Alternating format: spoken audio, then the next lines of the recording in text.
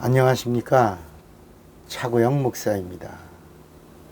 오늘은 도망간 제자들에 대하여 라는 제목으로 말씀을 나눌 때 함께 큰 은혜가 되시기를 바랍니다. 구원에도 구원을 받으라는 말씀이 있죠. 또 구원을 받으리라 라는 말씀이 있고 구원 받았다 이런 말씀이 있습니다. 이 구원을 받으라, 구원을 받으리라, 구원 받았다. 그러니까 1번 구원을 받으리라 라는 말은 이 구약입니다. 구약. 하나님이 오시면 죄에서 구원을 받으리라. 구약의 메시지입니다. 자, 그 구약의 약속대로 예수님이 오셨습니다. 나를 믿으라. 나를 믿으면 나를 믿고 구원을 받으라. 이건 신약입니다. 예수님이 오셔서 나를 믿고 구원을 받으라. 나를 믿고 죄사함을 받으라. 구원을 받으라 라는 말은 신약입니다. 구원을 받았다 라는 말은 하나님이 나를 인정해 주셨다. 나의 구원을 보증해 주셨다. 그러니까 구원 받았다. 예수가 있다. 천국을 가졌다. 예수의 이름이 있다. 예수의 사랑이다. 구원 받았다. 그러니까 성령 받은 자를 말하고 있는 겁니다. 자, 이 말씀 더 쉽게 설명한다면 예수의 제자들을 생각하면 이해할 수 있습니다. 예수님의 제자들은 주님이 원하셔서 부르셨어요.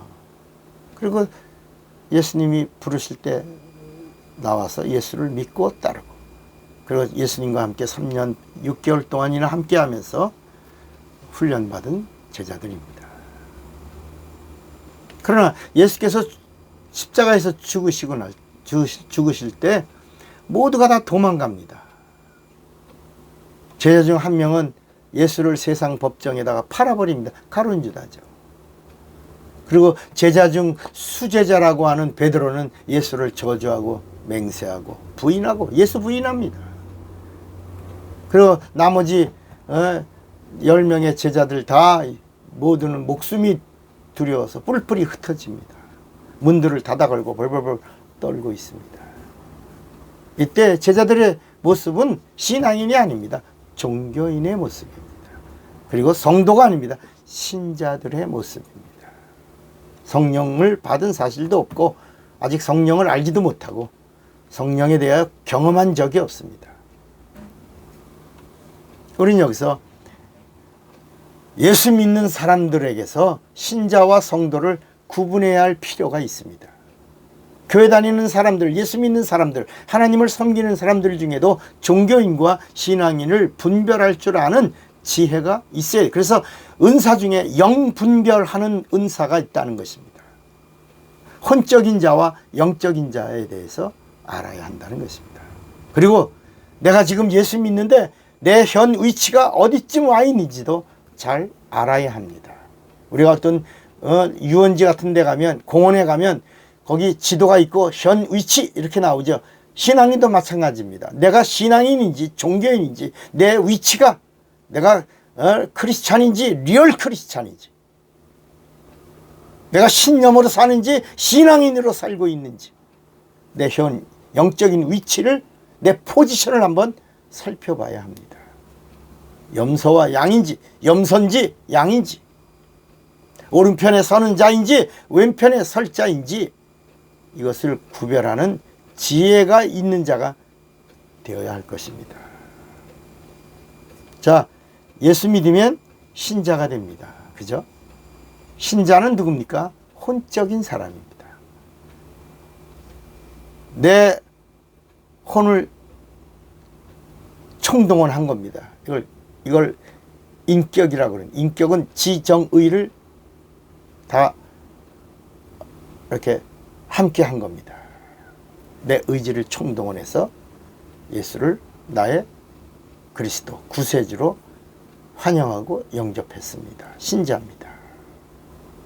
그런데 신자는 하나님의 뜻에서 영적인 사람으로 변화되어야 된다는 것입니다. 그러니까 한번 변화되어야 되는 이 거듭남은 어떻게 있냐? 거듭남. 반드시 오늘날 우리가 오해한 것이 바로 뭐냐면 성령으로 거듭나야 해. 성령 받아야 해. 성령으로 거듭나지 않으면 여러분 성경은 성령으로 거듭났다라는 말씀이 없습니다. 성령은 거듭나게 하는 분이 아닙니다. 성령은 거듭남을 보증해 주시는 진리의 영이십니다. 우리가 또 생각해요. 예수님이 물과 성령으로 나지 아니하면 결단코 하늘나라에 들어갈 수 없느니라. 요한복음 3장 3절에서 또 5절에 이 말씀을 가지고 물과 성령으로 거듭나야 된다고 그러니까 성령으로 거듭나야 돼 이렇게 말하지만 사실은 물로 거듭나는 겁니다. 물이 뭡니까? 침례받음으로 거듭나는 거예요. 옛사람을 장사 지내고 물에서 나올 때 예수님의 부활에 참여하는 자로 거듭나는 겁니다. 그래서 죄사함을 받고 구원의 표를 받는 겁니다. 물 침례로 거듭나고 성령 침례로 거듭남을 보증받는 겁니다. 이것이 바로 고린도 후서 1장 21절과 고린도 후서 5장 5절의 성령의 보증함과 인침이라고 성경이 말씀하고 있는 것입니다. 그래서 이렇게 물과 성령으로 물 침례로 거듭나고 성령 침례로 보증을 받은 자를 뭐라고 말하냐? 성도라고 부르고 이 성도를 뭐라고 부르냐? 하나님의 자녀라고 말하는 것입니다. 인간의 입으로 들어가는 식물은 위에서 뱃속에 있는 위에서 나누어집니다. 앞으로 가는 물을 소변이라고 하고 뒤로 가는 배설물 건더기를 대변이라고 말합니다. 소변, 대변. 물과 건더기를 말합니다. 이렇게 위에서 소변과 대변으로 나뉘는 것처럼 하나님의 말씀이 우리 안에 들어올 때 이성으로 가면 그건 혼으로 가는 거예요. 신자들의 모습이고 말씀을 들려올 때 성령으로 말씀을 들으면 영으로 가서 생명이 되고 능력이 되는 겁니다. 약속이 되고 하나님의 축복이 되는 겁니다. 진리는 영으로 가는 겁니다. 그래서 오늘 예수님의 제자들도 신자일 때 얼마나 성적표가 초라합니까? 그러나 성령 받은 다음부터 하나님의 보증을 받은 다음부터 하나님의 자녀됨의 인정을 받은 다음부터 그들은 그 목숨이 이제는 자신의 것이 아니라 하나님의 것으로 하나님께 온전히 드려지고 마지막에 순교하는 능력자들이 됩니다. 여러분, 우리의 신앙도 왜 이렇게 약합니까? 왜 이렇게 쓰러집니까? 왜 넘어집니까? 신자는 반드시 성령 침례를 받아야 합니다. 성령 받아야 합니다. 그 성령 어떻게 받아요? 구하여야 받습니다. 찾으라, 두드리라고 말씀하고 있습니다. 그러면 마침내 성령을 주시겠다라고 누가복음 11장에 말씀하셨고 예수님도 감람산에서 승천하시면서 기도해라. 성령이 올 때까지 구하라. 그래서 마침내 성령을 받고 증인되라. 이렇게 말씀하신 겁니다. 제자들이 마가의 다락방에서 간절히 성령을 구하여 마침내 받았는데 그 기간이 며칠이라고요?